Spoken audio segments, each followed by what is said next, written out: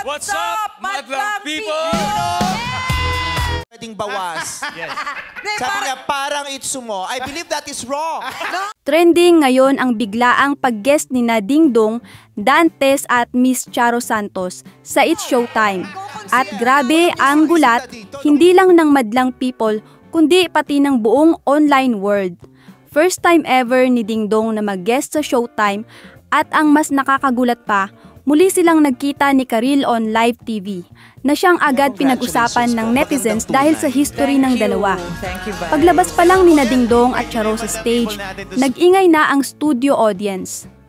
Pero mas naging kapansin-pansin ang reaksyon ng host, lalo na kay Karil, na kahit kalmado ay halatang medyo na-awkward sa sitwasyon. Ramdam ng mga viewers ang tensyon pero parehong professional sina Ding Dong at Karile. Ngumiti, nagbatian at tuloy lang sa flow ng show. Walang dead air pero maraming netizens ang nakascan agad sa body language ng dalawa. Sa kabila ng kaunting awkwardness, naging magaan ang naging interaction. Nag-guest sina Ding Dong at Miss Charo para i-promote ang upcoming movie nila. At game silang sumabak sa kulitan segment ng Showtime. Nakisabay si Ding Dong sa tawanan at naging charming pa rin sa audience habang si Miss Charo ay kalmado at graceful as always.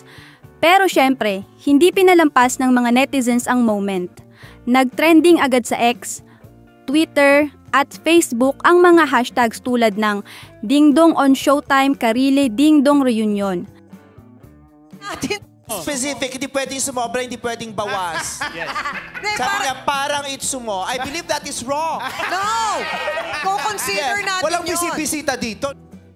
Sa dami ng na-excite at napa-throwback feels, may mga netizens na umaasang magkakaroon pa ng next guesting or collab.